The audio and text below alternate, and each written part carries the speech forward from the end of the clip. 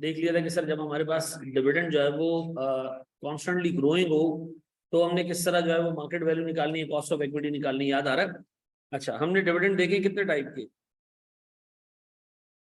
वैसे है 3 टाइप का, लेकिन हमने 2 देखे, ठीक है जी। एक हमने देखा कांस्टेंट डिविडेंड, एक कॉन्स्टेंटली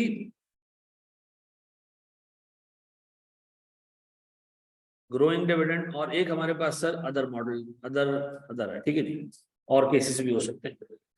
नमाज के टाइम पे शेड्यूल ना क्या करें यार, असल में मसला ये हर शहर की नमाज का टाइम अलग है, ठीक है जी। कुछ जोहर पढ़ते हैं 1:30 बजे, कुछ 1:15 बजे पढ़ते हैं, कुछ 1:45 बजे पढ़ते हैं, कुछ 1 बजे पढ़ते हैं।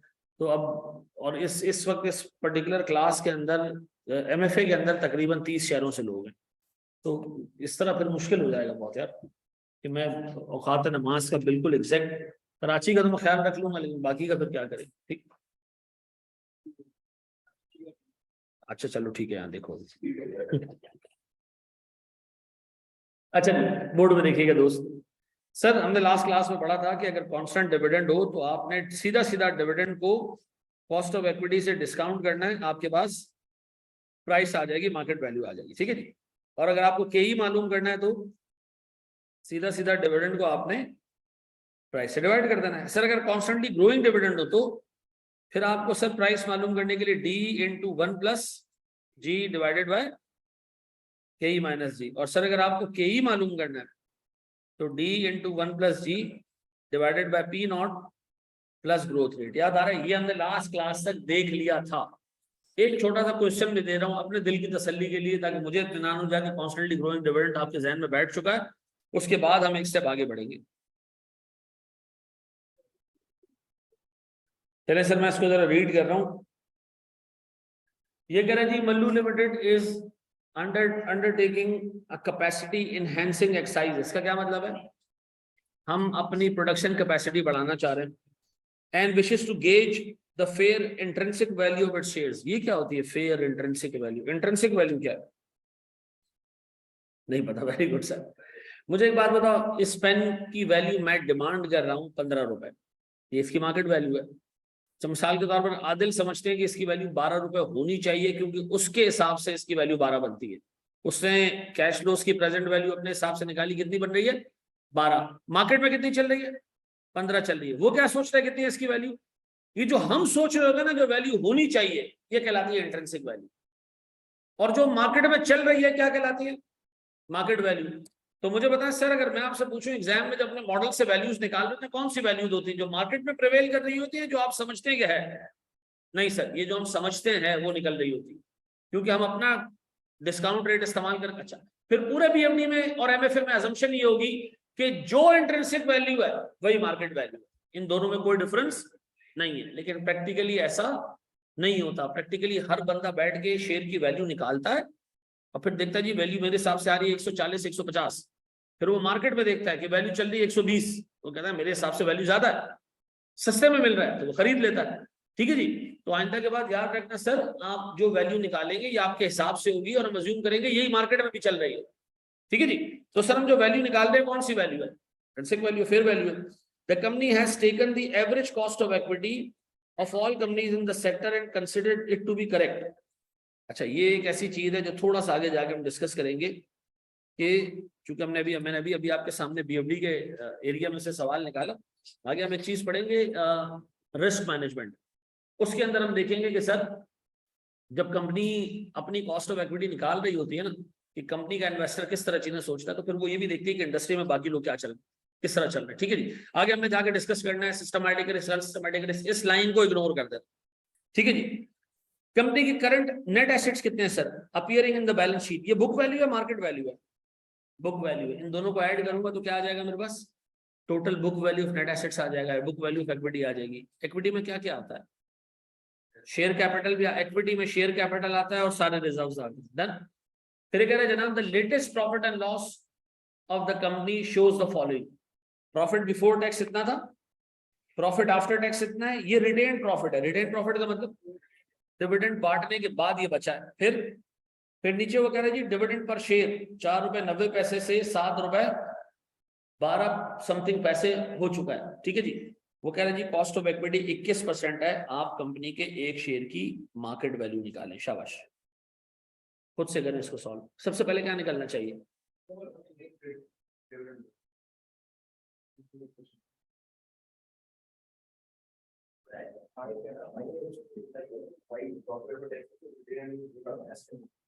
$84,000 है बिल्कुल।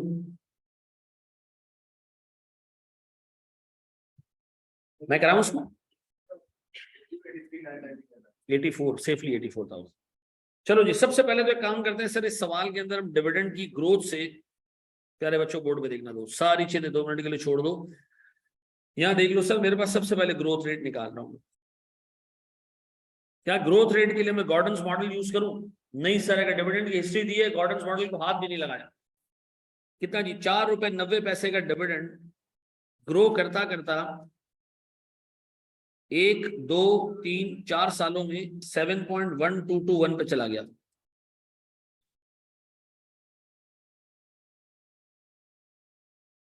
कितना आ रहा है सर ग्रोथ रेट? ये आ गया ग्रोथ रेट। डन हो गया। इस ग्रोथ रेट से अब मैं निकालूंगा सर क्या चीज? मार्केट वैल्यू पर शेयर।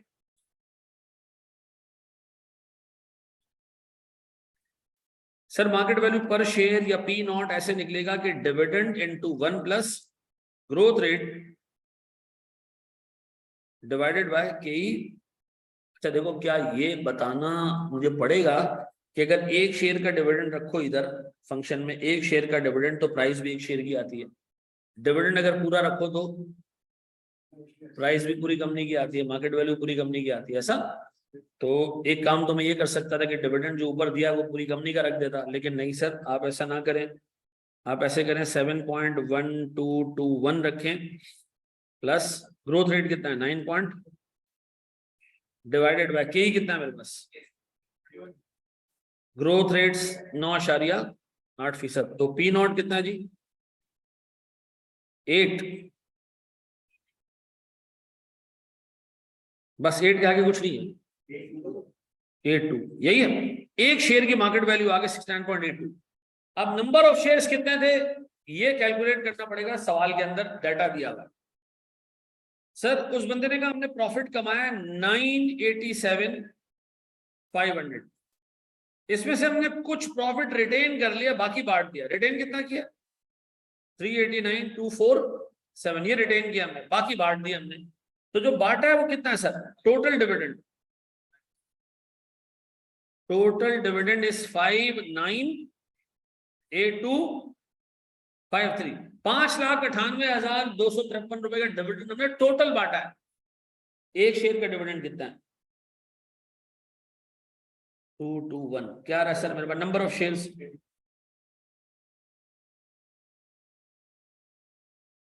इस 84,000 शेयर्स को अगर मैं मल्टीप्लाई करूं, देखिए उसने एक शेयर का डिविडेंड दिया और टोटल डिविडेंड दे दिया, तो आपने टोटल डिविडेंड और एक शेयर पे जो डिविडेंड है उसकी मदद से आपने क्या निकाल लिया? 586488। अच्छा, ये मार्केट वैल्यू में ऐसे भी मालूम कर सकता था कि मैं कंपनी की मार्केट वैल्यू निकालता, पी नॉट। डिविडेंड कितना जी जो कंपनी ने बांटा है? सर जो कंपनी ने डिविडेंड बांटा है 598253। ऐसे भी कर सकता था मैं कि मैं रखता 598523 ना 253, और इसको मैं मल्टीप्लाई करता मेरे बच्चों 1 प्लस 9.8% से, डिवाइड कर देता किससे? 21% माइनस क्या आता है मेरे बच्चों? 5865016 पक्का, और लगभग इतना ही है। कोई थोड़ा सा डिफरेंस जो आ रहा है वो राउंडिंग ऑफ की वजह से आ रहा है, कितने ना 136 रुपए का डिफरेंस आ रहा है राउंडिंग ऑफ की वजह से। अब मुझे एक बात बताओ सर, ऊपर वाला मेथड अच्छा है नीचे वाला मेथड अच्छा है? सर ये नीचे वाला ज्यादा आसान है, खामखा पर यूनिट पे जाने की जरूरत ही नहीं है, पर शेयर में जाने की जरूरत ही नहीं है। तो डबल सुराग वाले कहीं से भी पाउंड डाल दो, यहाँ देख, यहाँ देख लो यार। तो मुझे बताओ, हमारे पास टोटल प्रॉफिट आ रहा था और उस प्रॉफिट में से हमने क्या किया? रिटेन पार्ट निकाल दिया, तो हमें पता चल गया कि हमने प्रॉफिट डिस्ट्रीब्यूट कितना किया, डिविडेंड टोटल कितना है। टोटल डिविडेंड है 598253। एक शेयर का डिविडेंड कितना है 7.1221। अगर मैं इसको इससे डिवाइड करता हूं तो मेरे पास क्या आ जाता है 84,000। पक्का? ये एक अलग सवाल है, खैर मुझे उसने कैसे देखे। चलो जी आगे बढ़ो दोस्त। प्यारे बच्चों अपने पास अब हेडिंग डालोगे सुपर नॉर्मल ग्रोथ। ऊपर नहीं, सुपर।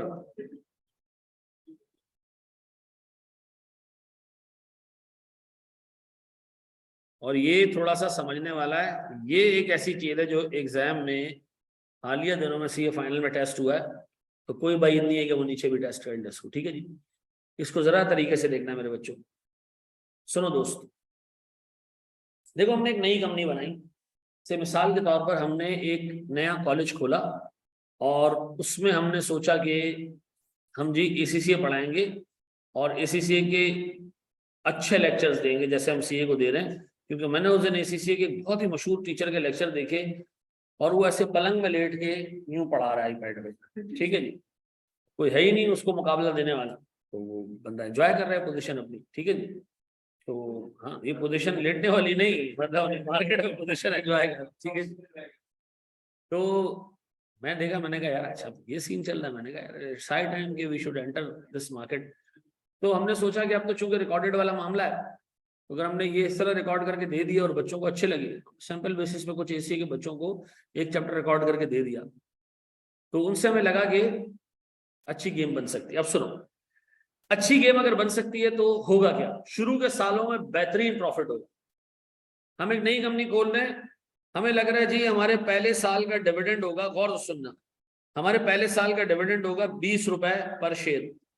हमारे दूसरे साल का डिविडेंड, इसमें 20% की ग्रोथ आएगी, मल्टीप्लाई करो 20% ग्रोथ से, 1.2 से, 24, चलो 24। तीसरे साल भी 20% ग्रोथ आएगी, 28.8। चौथे साल भी 20% का ग्रोथ आएगा, 34.56। सर फिर इसके बाद पांचवें साल भी डाल दो 20% का ग्रोथ, ताकि आपकी 41.472। हाँ, इसके बाद मार्केट में सबको हमारा तरीका पता चल जाएगा, मार्केट में स्टेबिलिटी आ जाएगी और ग्रोथ रेट अब सस्टेनेबल ग्रोथ रेट हो जाएगा 5% का। शुरू के सालों में मैसिव ग्रोथ, उसके बाद सर स्टडी ग्रोथ हो जाएगी, ग्रोथ जो है वो कांस्टेंट हो जाएगी 5% से। हमारा कॉस्ट ऑफ इक्विटी, हमारा केई 15% है। एग्जामिनर कह रहा है जी कंपनी के शेयर की मार्केट वैल्यू निकालें, हमने कहा अभी निकालते हैं, रुके रुके रुके अभी निकालते हैं। सबसे पहले आप दो पीरियड्स बना लें।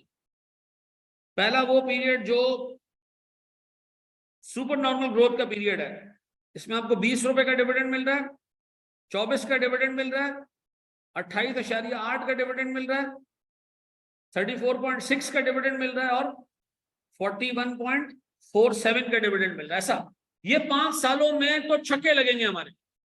इसके बाद ग्रोथ रेट क्या हो जाएगा, इसका मतलब है इसके आगे भी डिविडेंड्स हैं, लेकिन वो किस रेट से ग्रो कर रहे हैं। तो आप एक काम करें, दो स्ट्रीम्स बना दे डिविडेंड्स के।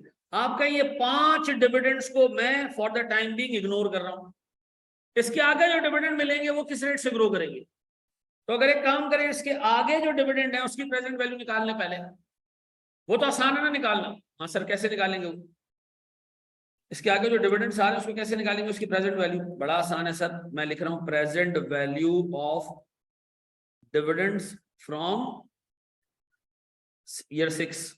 ठीक है जी, छठे साल और आगे के डिविडेंड्स की प्रेजेंट वैल्यू कैसे। डिविडेंड कितना जी 41.47 multiply by 1 plus 5% divided by 15% हमारा के ही है, ऐसा माइनस 5%। तो उन सारे डिविडेंड्स की प्रेजेंट वैल्यू बताओ जो छठे साल से ऑनवर्ड्स आपको मिलेंगे। निकालो जरा क्या आ रहा है, ये कुछ आ रहा है यार। 435.5 कर दूं सर, 435 रुपए प्रेजेंट वैल्यू है किसकी?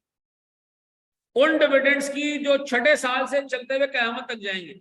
ऐसा बताओ, ये कंपनी के शेयर की मार्केट वैल्यू हो गई? नहीं सर, ये तो उन सारे डिविडेंड्स की वैल्यू है जो कहाँ है, ईयर 6 से ऑनवर्ड है। अच्छा, दोबारा मैं आपसे पूछ रहा हूँ, पहले साल का डिविडेंड कितना है? 20। दूसरे साल का कितना है? 24। तीसरे साल का कितना है? 28.8। चौथे साल का कितना है? 34.6 है। पांचवें साल का कितना है? पांचवें साल का कितना है जी? 41 अच्छा, पांचवें साल से जो आगे के सारे डिविडेंड से उनकी प्रेजेंट वैल्यू है 435.5। ऐसा, ये उन सब की प्रेजेंट वैल्यू है। अब अगर मैं देखूं तो मेरे पास सर टोटल 6 कैश फ्लोज है जो मिलेंगे इस शेयर से। 5 साल डिविडेंड और 5 साल से जो आगे डिविडेंड है उन सब की प्रेजेंट वैल्यू 435.5। अब अगर मैं इन कैश फ्लोज की प्रेजेंट वैल्यू निकाल दूं तो मुझे शेयर की वैल्यू मिल जानी चाहिए। ऐसा सर, प्रेजेंट शेयर की वैल्यू है क्या? फेयर वैल्यू क्या होती है? Present value of all future dividends. तो 5 साल से आगे के सारे डिविडेंड्स की तो प्रेजेंट वैल्यू मैंने निकाल ली, लेकिन वो निकली कहां पर? ईयर 5 पे। और फिर हर साल का डिविडेंड अलग अलग आ रहा है। तो मैं काम ये कर सकता हूं, इन सब की प्रेजेंट वैल्यू ईयर 0 पे निकालूं, ऐसे ऐसे ऐसे ऐसे, और इन दोनों का ईयर 0 पे मिला के, तो मुझे ये पता चल जाएगा फ्यूचर के सारे डिविडेंड्स की प्रेजेंट वैल्यू कितनी है। तो मुझे एक बात बताएं सर, मैं हर एक को अलग अलग डिस्काउंट करूं तो डिवाइडेड बाय 1.15, ये डिस्काउंट रेट कहां से आया? 15%। यही है sir cost of equity. Sir divided by 1.15 raise to power 2, divided by 1.15 raise to power 3, divided by 1.15 raise to power 4, and इन दोनों को ऐड करके divided by 1.15 raise to power 5। सारे सालों की मैं प्रेजेंट वैल्यू निकाल लूं। बताओ पहले साल के डिविडेंड की प्रेजेंट वैल्यू कितनी है? 17 रुपए, 17.4। दूसरा ना एक एक करके बता दो, हाँ शायद बच्चा करेगा जी। 18। दूसरा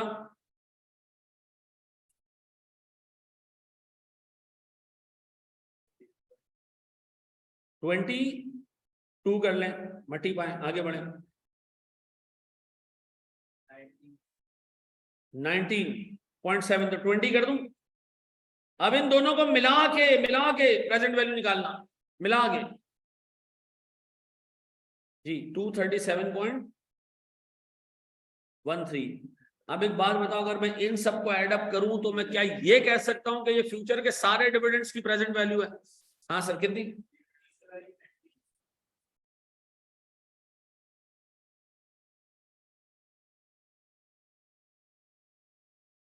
कितना आ रहा है प्रेजेंट वैल्यू या मार्केट वैल्यू या फेयर वैल्यू? कितनी है जी? 312 कर दूं या 11 ही रहने दूं? मट्टी पाए यार, 311। अब बताएं सर, प्रेजेंट वैल्यू निकाली कैसे हमने? सबसे पहले हमने सुपर नॉर्मल ग्रोथ पीरियड के डिविडेंड्स ड्राफ्ट कर दिए, 1, 2, 3 और 4 और 5। ठीक है जी। फिर इससे आगे जो डिविडेंड कांस्टेंट हो गया 5% से ग्रो करेगा, उन सब की प्रेजेंट वैल्यू फॉर्मूला से निकाल ली, और अब इन सब की प्रेजेंट वैल्यू निकाल ली। तो हमें क्या पता चल गया? सारे डिविडेंड्स की प्रेजेंट वैल्यू ईयर 0 पे कितनी बन रही है। पक्का? अब अगर आइंदा के बाद एग्जाम में वो आपसे कहेगा जी शुरू के पीरियड का ग्रोथ रेट कुछ और होगा और आगे का ग्रोथ रेट कुछ और होगा, तो पहले जो आगे के ग्रोथ रेट वाले पीरियड्स हैं उन सब की प्रेजेंट वैल्यू निकाल लेना, और फिर इनकी अलग अलग प्रेजेंट वैल्यू निकाल लेना, और आप कंपनी के शेयर की मार्केट वैल्यू निकाल लेना। पक्का? सर ये कॉपी कर ले, कहां से करना है?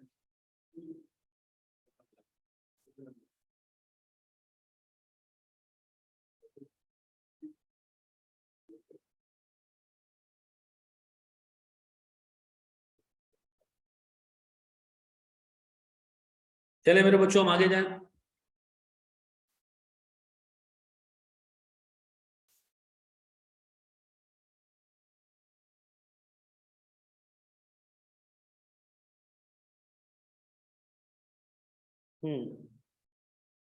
चलो जी, एक स्टेप आगे जाएं। चले जी, अब एक छोटा सा मैं आपको रिपीट सवाल दे रहा हूं इसी जैसा, ताकि जिन लोगों का, अच्छा इसको मैं नैरेटिवली लिख भी लूं। सर बोर्ड पे देखिएगा दोस्त, जब आपसे एग्जामिनर कहना कि भाई शुरू के 5 सालों में डिविडेंड ग्रो करेगा बड़े रेट से, इसके बाद डिविडेंड क्या हो जाएगा, कांस्टेंट हो जाएगा, तो छठे साल से जो डिविडेंड होगा ना वो कांस्टेंट होगा। तो सबसे पहले आप इन डिविडेंड्स की प्रेजेंट वैल्यू निकाल देना ईयर 5 पे, और वो कैसे निकलेगी, 1 plus growth rate divided by के माइनस जी। डन। ये जो प्रेजेंट वैल्यू आएगी डायरेक्ट ईयर 0 पे लाने के लिए दूसरा स्टेप लेना ही पड़ेगा, ईयर 0 पे डायरेक्ट नहीं आ सकता, तो इसको भी फिर डिवाइड करना पड़ेगा 1 प्लस के से। ठीक है जी। इससे क्या होगा, ईयर 6 ऑनवर्ड जो डिविडेंड है उनकी प्रेजेंट वैल्यू आ जाएगी यहाँ पे। अब एक डिविडेंड इधर है, एक डिविडेंड इधर है, एक डिविडेंड इधर है, एक डिविडेंड इधर है और एक डिविडेंड इधर है, और ये जो अंडा आप देख रहे हो ये फ्यूचर के सारे डिविडेंड्स की प्रेजेंट वैल्यू है। तो अब मैं इस डिविडेंड की प्रेजेंट वैल्यू अलग से निकालूंगा, इसकी अलग से निकालूंगा, इसकी अलग से निकालूंगा, इसकी अलग से प्रेजेंट वैल्यू निकालूंगा, और इन दोनों को ऐड करके इसकी प्रेजेंट वैल्यू निकाल लूंगा। डन। तो इससे हमें यह पता चल जाएगा कि कंपनी के फ्यूचर के सारे डिविडेंड्स की आज वैल्यू क्या है। Sir why we are subtracting 5%? अच्छा, मैं काशान उस दिन कोई 70 दफा ये बात बोल चुका था कि हमारे पास ये जो फंक्शन है P0 का, उस पे आज जो है ना वो हम बहस नहीं करेंगे, के माइनस जी, ये ज्योमेट्रिक प्रोग्रेशन का फॉर्मूला है। एक एन्युटी अगर कॉन्स्टेंटली ग्रो करती है तो उसकी प्रेजेंट वैल्यू ऐसे निकाली जाती है। ठीक है जी, उसकी प्रेजेंट वैल्यू ऐसे कैलकुलेट होती है। ठीक है जी, ये एक फंक्शन है। अब मैं बैठ गया ना यार इसमें, क्या जी डी की जगह, हाँ तो एक अमाउंट होती है। ठीक है जी। अच्छा, मैं इसको जो है वो अभी इसलिए मतलब डिटेल में नहीं जाता कि हमने यहाँ पर मैथ्स के फंक्शंस प्रूव नहीं करने। ठीक है जी। एक बंदे ने हमें पाना बना के दे दिया, हम उससे नट खोलने की जगह पहले पाने को देख रहे हैं, ये बना कैसे, नहीं, हमने उसको इस्तेमाल करना सीखना है कि फाइनेंशियल मैनेजमेंट के अंदर आप फंक्शंस जो अच्छा सिवाय एक आध इसके फंक्शन के और एक आध फंक्शन आगे और आएगा जो मैं आपसे कहूंगा कि यार फंक्शन है, इसको यूज करना है। ठीक है जी। अदरवाइज जितने फंक्शन थे वो हम डिराइव करेंगे, वो मैथ्स के फंक्शन नहीं, वो फाइनेंशियल मैनेजमेंट के फंक्शन। लेकिन प्योर मैथ्स का फंक्शन होगा उस पे। अच्छा, हमने एक जगह पे पावर डाली इन्फिनिटी की, मैंने कहा इसकी वैल्यू 0 है, मैं बैठ के प्रूव नहीं कर सकता कि इसकी वैल्यू 0 क्यों है। ठीक है जी। तो हमें कुछ चीजें ना गिवन लेके चलनी पड़ेगी। सेट है, कोई मसला नहीं, कोई इशू नहीं। चलो जी आगे बढ़े हम दोस्त। अब आओ जरा मेरे बच्चों, एक सवाल में सॉल्व करके दो, शाबाश। सर हमारे पास फर्स्ट से लेके 4 इयर्स तक ग्रोथ रेट है 25%। ईयर 5 से 8 तक ग्रोथ रेट है 20%। ठीक है जी। 9 ऑनवर्ड्स हमारे पास ग्रोथ रेट है 5%। कंपनी का के है 15% और कंपनी का पहला डिविडेंड ईयर 1 का डिविडेंड है 50 रुपए पर शेयर। मुझे कंपनी की शेयर की मार्केट वैल्यू निकाल लेना।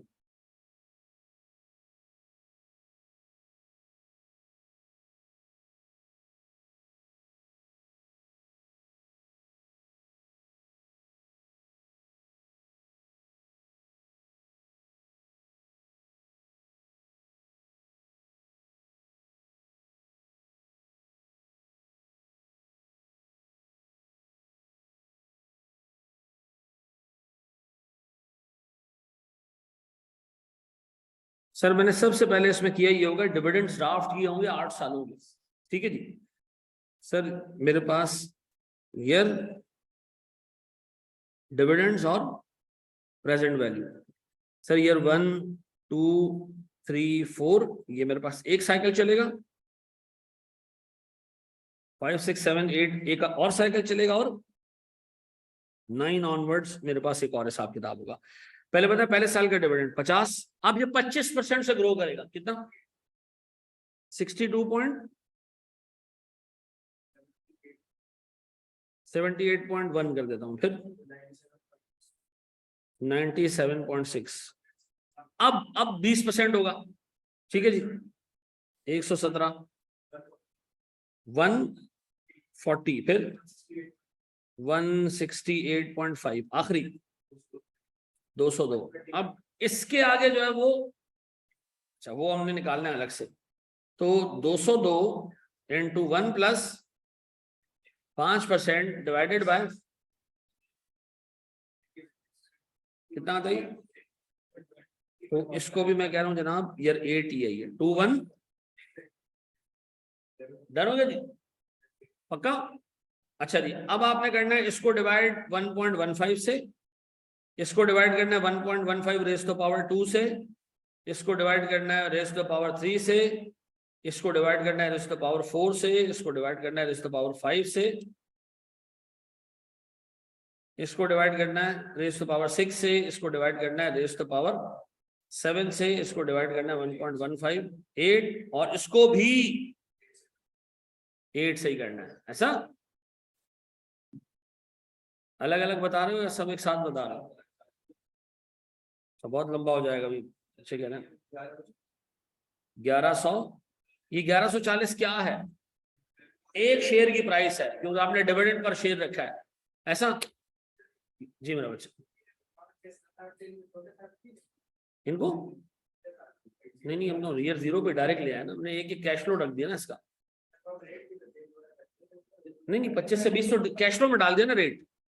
हमने जो 25 से 20 रेट चेंज हुआ है उसका इम्पैक्ट कैश फ्लो में ले लिया ना हमने। इसको जो यहां से यहाँ ग्रो कराया वो कितने पे ग्रो कराया? 20% में। ठीक है जी अब डिविडेंड आ गया, हमने डिविडेंड प्रेजेंट वैल्यू निकाल दी। कितने लोगों ने ये सही कर लिया? रहता कि इसमें ये लॉजिक का मसला नहीं है, ये मैथ्स का इशू है। 2025 ऑनलाइन वाले जुन्नौरैन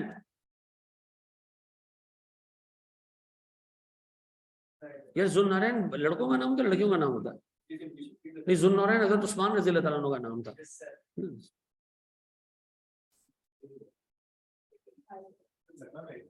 है हाँ मतलब लक़ब है सही है बिल्कुल।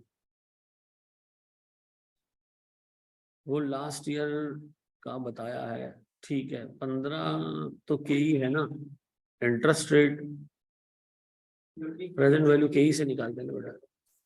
चलो जी अब आए जरा आपको एक पेपर का क्वेश्चन दे सर।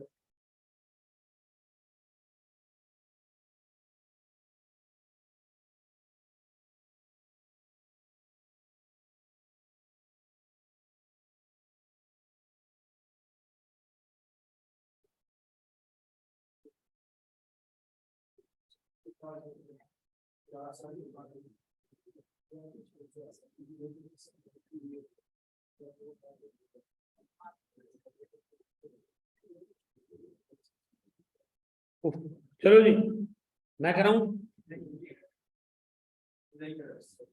जी जनाब डन।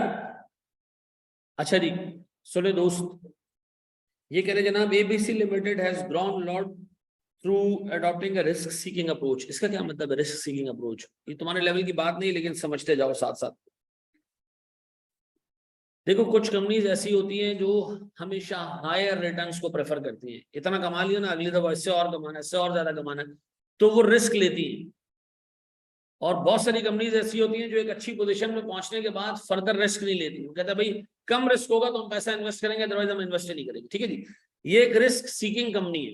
इसका मतलब है इसका हर अगला प्रोजेक्ट पिछले से ज्यादा रिस्की होता है इन सर्च ऑफ रिटर्न्स। ये रिटर्न्स कमाने के लिए कुछ भी कर रही है। ठीक है जी The company is now considering to form a new company, the Future Tech, to develop state-of-the-art graphic laptops. ठीक है जी The company considers that post-COVID scenario is very congenial for the investment as the whole world is moving towards online working. समझ आ रही है बात? ये क्या बनाना चाह रहा है और क्यों बनाना चाह रहा है?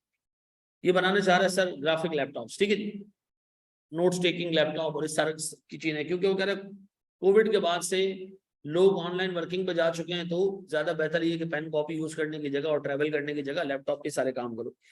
The company is expecting to yield का मतलब क्या होता है? प्रोवाइड करना। ठीक है जी a dividend of 20 rupees per share in the first year and thereafter the dividend is expected to increase 25% per annum for next 4 years। Next 4 years समझते हो? एक ग्रोथ, दूसरी ग्रोथ, तीसरी ग्रोथ, चौथी ग्रोथ। फिर the company will observe a constant dividend, constant and sustainable growth of 8%। KE हमारे पास कितना जी? 17.2। ऐसा आप बोर्ड में देखें सर मेरे कितने साल हैं? 1 2 3 4 और 5। ठीक है जी पहले साल उसने कहा डिविडेंड होगा कितने का? 20 का। अब अगले साल ये 25% इंक्रीज होगा 4 लगातार सालों में। 25, 24 फिर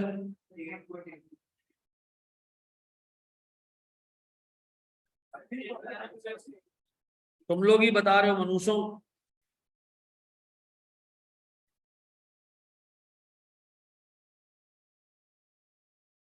39 पॉइंट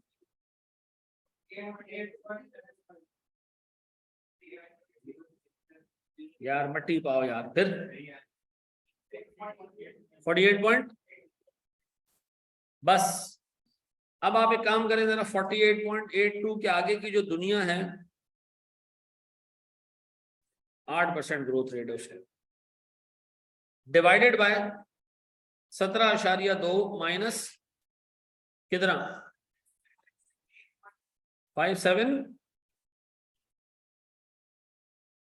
573.2 ऐसा।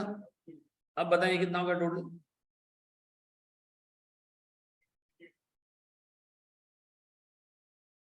बस अब आप एक काम करें, इन सब की एक एक करके पकड़ पकड़ के प्रेजेंट वैल्यू निकालें। हाँ नेक्स्ट 4 लेना, नेक्स्ट 4। ठीक है जी। हाँ कोई मसला नहीं है, मुझे वो था अंदाजा कि इसमें ही गलती होगी, लेकिन कोई मसले वाली बात नहीं, छोटी बात नहीं। नहीं देखो एक चीज याद रखो, जब उसने आपको दे दिया कि पहले साल का डिविडेंड 25 है, तो उसके बाद के डिविडेंड्स की बात कर रहे हो, ये जीरो के से बात नहीं कर रहा हो। 48 को भी 8% ग्रो करवा दिया ना ये रहा। ठीक है जी। देखो एक चीज याद रखो, जब आप ये करते हो ना d into 1+g, this is effectively next years dividend. तो अगर मैं 5 साल के एंड में खड़ा हूं ना, तो ये मेरा नेक्स्ट ईयर का डिविडेंड है। ठीक है जी। मुझे बताएं क्या क्या आ रहा है सर, एक एक करके। यार एक दफा और सुन लो कि 4 की जगह 5 क्यों लिखा है, 7 दफा मैंने बता दिया, दोबारा सुन लो मेरे बच्चों। उर्दू जुबान में वो कह रहे हैं पहला डिविडेंड 20 रुपए का है, एंड देयर आफ्टर, इसका मतलब है उर्दू जुबान में और इसके बाद dividend is expected to increase by 25% for next 4 years. किसके बाद? पहले डिविडेंड के बाद। अब यहां खड़े होते हम, ये हमारा आ गया पहला। अब नेक्स्ट 4 कौन सा है? 1, 2, 3 और 4। ठीक है जी। अब हम प्रेजेंट वैल्यू निकाल रहे हैं, यहाँ ईयर 0 से खड़े होकर आवाज दे रहे हैं 20 को, ओए 20 करीब आ। कितना जी? कितना? 17 और 18।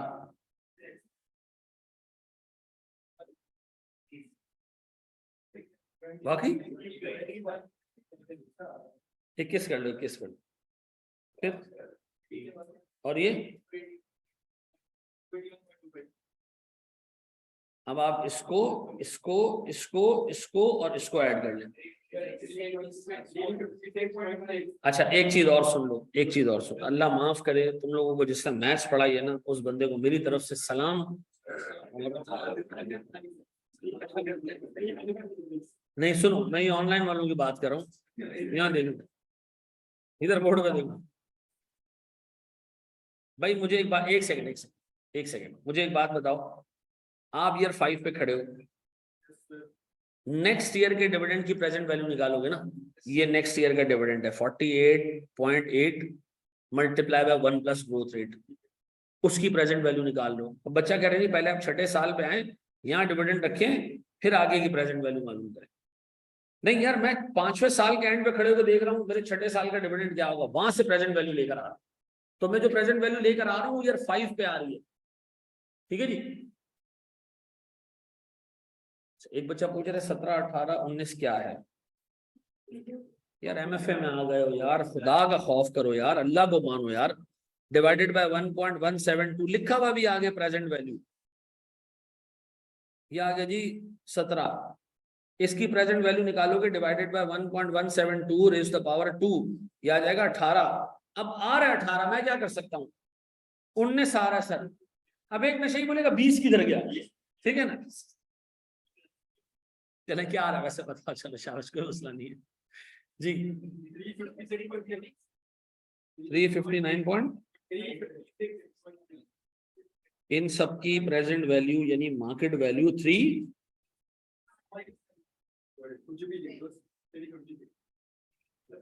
यही है जी।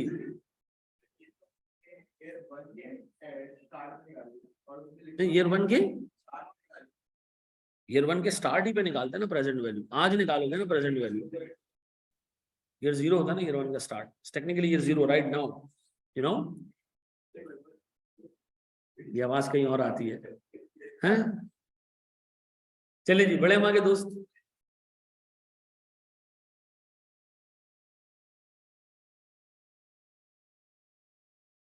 नहीं सबसे अच्छा आज के गिनती क्यों लिखी है? 17, 18, 19, 20, 17, 18। हाँ जी, चले आगे जाए दोस्त। अपने पास हेडिंग डालोगे डेट कैपिटल। कौन सा कैपिटल? Debt capital. हमारे पास इक्विटी का एक पोर्शन खत्म, ठीक है जी।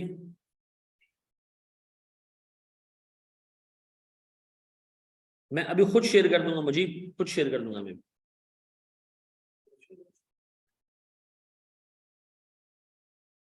अच्छा जी, आज आपको जितना हमने कवर कर लिया ना एरिया, इस पे 5 के करीब क्वेश्चंस मिलेंगे ऐसे कि आप अगर 1 घंटा बैठ जाओ ना सुकून से, तो वो 5 क्वेश्चंस आपने निपटा दोगे, ठीक है जी।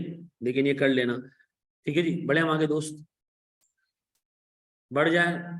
चलो अब बोर्ड पे देखो, सारी चीजें छोड़ दो, फोकस करना है बोर्ड के ऊपर।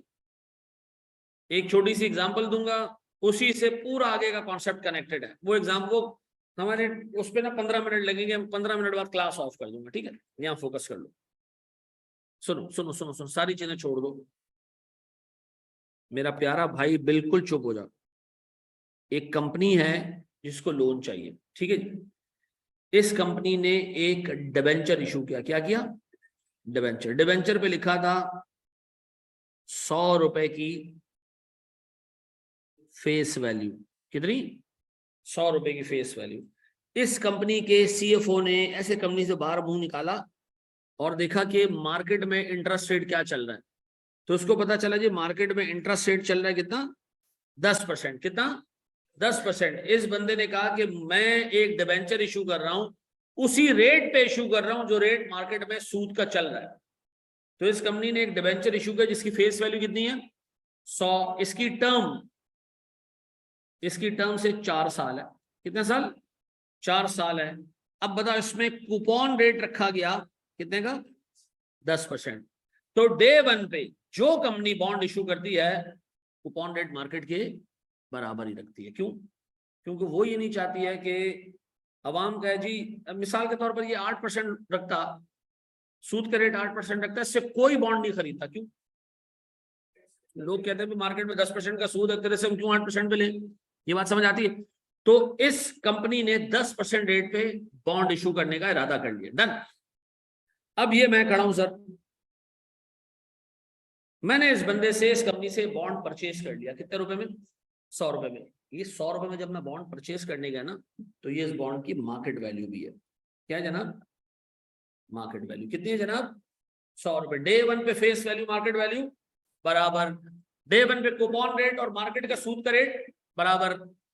मैंने बॉन्ड खरीद लिया और सर मैं अपने पास घर जाके एक एंट्री पास की, bond investment in bond debit. कितने से?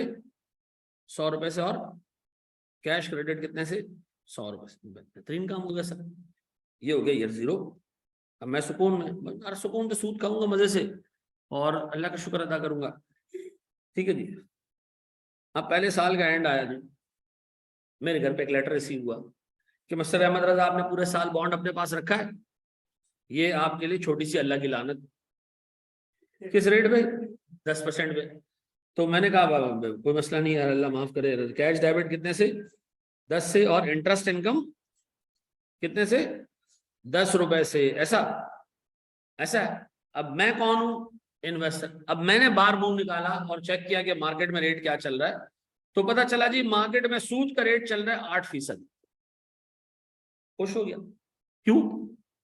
मैंने कहा मेरे पास जो बॉन्ड पड़ा है, ये मुर्गी 10 अंडे दे रही है और मार्केट में इस वक्त कितने अंडे देने वाली मुर्गी मौजूद, तो हमारी मुर्गी की वैल्यू बढ़नी चाहिए, कम हो जानी चाहिए? बढ़नी चाहिए, ऐसा।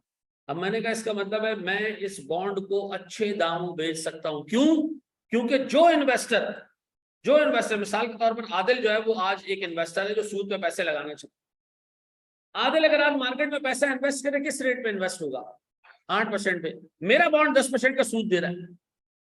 मेरा बॉन्ड कितने का सूद दे रहा है? अच्छा, मैंने आदिल को कहा मेरे पास एक बॉन्ड पड़ा है जो 10% सूद दे रहा है। तो आदिल ने कहा सर उसकी फेस वैल्यू कितनी है? मैंने कहा बेटा 100 रुपए। तो उसने कहा ये 100 का नोट पकड़ा और बॉन्ड दे दो। मैंने कहा नहीं बेटा, अभी मैंने मुंह धोया है, ठीक है जी, नहीं मेरे मुंह पे कुछ भी ऐसा नहीं लिखा हुआ कि मैं तुझे 10% वाला बॉन्ड, जब आज मार्केट में 8% रेट चल रहा है, कितने में दे दूं? 100 में दे दूं। उसने कहा अच्छा सर ऐसा क्यों? मैंने कहा भाई अज्यूम करो मेरे पास एक मुर्गी है, कितने अंडे देती है? 10 देती है। और तू आज अगर मार्केट से मुर्गी लेने जाएगा, कितने अंडे देने वाली मिलेगी? तो मैं तो तुम्हें जो है वो 100 रुपए में ये बॉन्ड नहीं दे रहा। तो आदिल ने कहा सर फिर कितने में देंगे? मैंने कहा बड़ा आसान है, तुमने तो एक चीज सीखी है कि जब भी किसी चीज की मार्केट वैल्यू मालूम करनी है क्या करूं? उसके कैश फ्लोज की प्रेजेंट वैल्यू निकाल लो। किससे? मार्केट रेट से। किससे? रिक्वायर्ड रेट से। अब सुनो, मेरे पास कितने साल रह गए? 3 साल रह गए। 1, 2 और 3। गौर से सुनना, मिस्टर आदिल ने अब बॉन्ड मुझसे खरीदना है, मैंने उसको बेचना है। बॉन्ड से कैश फ्लो मिलेंगे कितने? 10, 10 और 110। क्यों? 100 रुपए का प्रिंसिपल और 10 रुपए का इंटरेस्ट। ये मिलेगी किससे? पैसे किससे मिलेंगे? इस कंपनी से मिलेंगे। किससे मिलेंगे? इस कंपनी से मिलेंगे। 10, 10 और 110। मैंने आदिल को कहा तुम्हारे सामने मैं वैल्यू निकालता हूं। ये लो जी, प्रेजेंट वैल्यू एट 8%। निकालो जरा।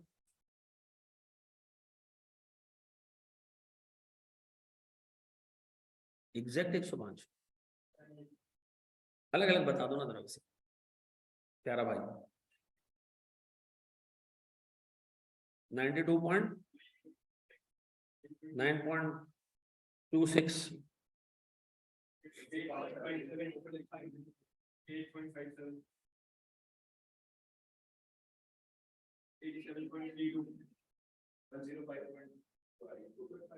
105.25 मेरे बच्चों बोर्ड पे देखना, बहुत इंपॉर्टेंट बात बता रहा हूं। 105.15। अब बताओ सर, मैंने कहा यार देखो आदिल, मसला ये बेटा 8% का सूद तो है, लेकिन मार्केट में 8% चल रहा है, मेरा बॉन्ड 10% दे रहा है। तो जो इजाफी सूद मिलेगा ना, उसकी वजह से इस बॉन्ड की मार्केट वैल्यू ज्यादा है। आदिल अगर मुझसे ये बॉन्ड 105 में खरीदे, गौर से सुनना जो मैं बोलने जा रहा हूं, अगर आदिल मुझसे बॉन्ड 105 रुपए में खरीदे, तो बताओ आदिल इफेक्टिवली कितने परसेंट सूद कमाएगा? 8%। कितना? 8%। क्योंकि याद रखिएगा, एक बॉन्ड मार्केट में जब भी आप बॉन्ड खरीदोगे, सूद का रेट जो आप कमाओगे मार्केट रेट से ज्यादा नहीं हो सकता। मार्केट रेट से ज्यादा। जब मैं मार्केट में घुसा था ARM, उस वक्त सूद का रेट क्या चल रहा था? तो मैंने इसलिए 10% पे बॉन्ड ले लिया। अब नया बंदा जो घुसेगा, मार्केट में इंटरेस्ट रेट क्या चल रहा है? दो बॉन्ड 10% का रिटर्न दे रहा है, लेकिन मैं बॉन्ड को इतना महंगा करके बेचूंगा कि जो बंदा खरीदने वाला होगा उसके लिए इफेक्टिव रिटर्न कितना हो जाएगा? 8%। अच्छा, इसने कहा यार 8% कैसे होगा, मैं ये देखना चाहता हूँ। मैंने कहा आदिल, अच्छा आदिल ने क्या किया, अपने पास एंट्री पास की, इन्वेस्टमेंट इन बॉन्ड डेबिट कितने से? 105.5 और कैश क्रेडिट 105.15। ऐसा। अब गौर से सुनो, मुझे बताओ आदिल कह रहा है कि मैं एक काम करता हूं, एक छोटा सा टेबल बना देता हूं।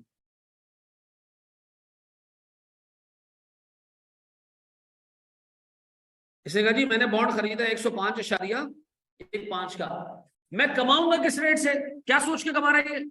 8%। निकालो तो 8% कितना होता है सर? 8.45, 8.41। सूद कितना मिलेगा इसको?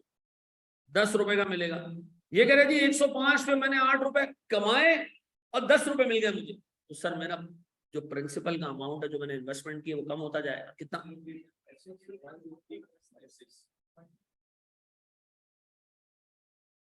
सर सूद 8% से।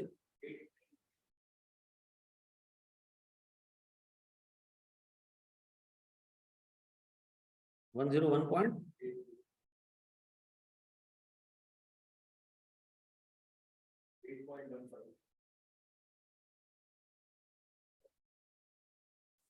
और ये हो गया 100, एंड में 100 रुपये मिल जाएंगे। अब बताओ आदिल ने क्या कमाया? 8% कमाया। अब मुझे फिर एक बात बताओ, क्या एक इन्वेस्टर मार्केट रेट से ज्यादा कमा सकता है? नहीं, कभी भी नहीं कमा सकता। जब आप मार्केट में घुसोगे, बॉन्ड मार्केट में, डेट मार्केट में गेन वेन नहीं होता कि मार्केट में 8% का रेट चल रहा था मैंने 9% कमा लिया, पॉसिबल ही नहीं है। जब आप मार्केट में एक्सपोजर लोगे उस वक्त जो रेट चल रहा होगा वही आप कमाओगे। मेरा एक सवाल है, आदिल का रिक्वायर्ड रेट क्या है? 8%। आदिल ये नहीं कर सकता कि मार्केट में घुसे, मार्केट में 8% चल रहा है और कहे मुझे 9% चाहिए, ये पॉसिबल ही नहीं है। तो जो मार्केट रेट चल रहा होता है वही इन्वेस्टर का रिक्वायर्ड रेट भी होता है। ऐसा वही इन्वेस्टर का क्या होगा? अब बताएं सर, अगर मुझे किसी बॉन्ड की मार्केट वैल्यू मालूम करनी है तो कैसे मालूम करूं? आप उसके कैश में उसकी प्रेजेंट वैल्यू निकाल, किस रेट से? मार्केट रेट से या टेक्निकली रिक्वायर्ड रेट से। ये बात समझ आती है? तो आइंदा के बाद सर, अच्छा फेस वैल्यू मार्केट वैल्यू कब बराबर होगी? जब कूपन रेट और मार्केट रेट सेम होगा। जब कूपन रेट और मार्केट रेट सेम नहीं होगा तो मार्केट वैल्यू ऊपर नीचे होगी। इंटरेस्ट रेट मार्केट में जब कम हो जाएगा तो हमारे बॉन्ड की वैल्यू बढ़ जाएगी। जब इंटरेस्ट रेट मार्केट के अंदर बढ़ जाएगा और हमारा बॉन्ड लूसी होगा, कम सूद दे रहा होगा, तो वैल्यू कम हो जाएगी। ऐसा यानी इंटरेस्ट रेट और मार्केट वैल्यू का रिलेशनशिप क्या है? उलट है। ऐसा तो सर पहले उसको कॉपी करें तो मैं कुछ की टर्म्स आपको लिखवा दूं सर। जी मेरे बच्चे,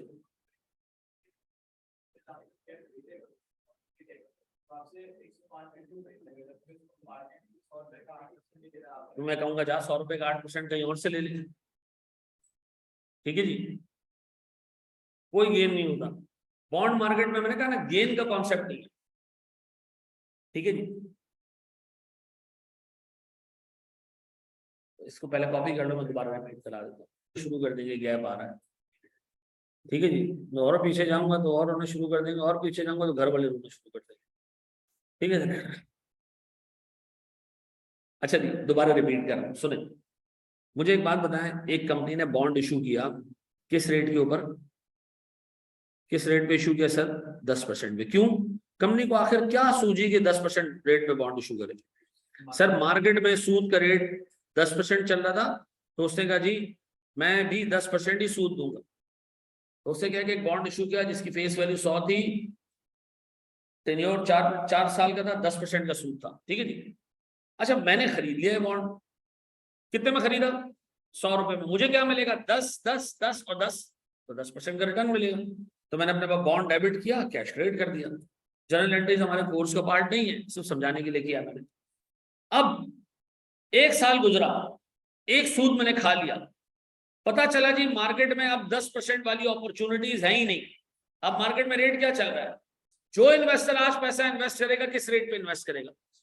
अच्छा, अब मैं थोड़ा चौड़ा हो गया, मैंने कहा हमारे पास जो सूद का वो है, बॉन्ड है, वो माशाल्लाह उसमें सूद का रेट ज्यादा है। आदिल आया, आदिल ने कहा सर मुझे पैसा इन्वेस्ट करना है। मैंने कहा आदिल मार्केट में रेट चल रहा है 8%।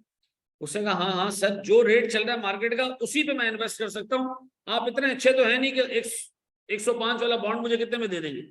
100 में। हमने क्या किया, इस बॉन्ड की मार्केट वैल्यू मालूम की। हमने एक चीज 1902 से सीखे हम कि किसी भी चीज की फेयर वैल्यू मालूम करनी है, उसके कैश फ्लोज की प्रेजेंट वैल्यू मालूम कर ले। किस रेट से? मार्केट रेट से। कितना निकला जी? 105। सर ये 100 क्यों नहीं निकला? सर ये 10% से सूद कैश फ्लो में आ रहा है और प्रेजेंट वैल्यू 8% से निकल रही है। अगर तुम इसकी प्रेजेंट वैल्यू 10% में निकालते ना, ये एग्जैक्ट 100 निकलता। अगर तुम इन कैश फ्लोज की प्रेजेंट वैल्यू 10% में निकालते तो ये क्या निकलता? एग्जैक्ट 100। ऐसा? अब मुझे एक बात बताओ मेरे प्यारे बच्चों, इस बंदे ने मुझसे बॉन्ड 105 में खरीदा, क्यों? प्रीमियम क्यों पे किया? ज्यादा क्यों पैसे दिए? सर क्योंकि इंटरेस्ट रेट कम हो चुका था, मुल्क में जो सूद का रेट 8% चल रहा है, और मैं वो इन्वेस्टर हूं जिसने किस रेट पे एक्सपोजर लिया था? 10% में। तो मेरे पास जो बॉन्ड पड़ा है वो ज्यादा सूद दे रहा है, तो मैंने इस बंदे से पैसे क्या किए? ज्यादा डिमांड कर लिया, दे दिए मुझे।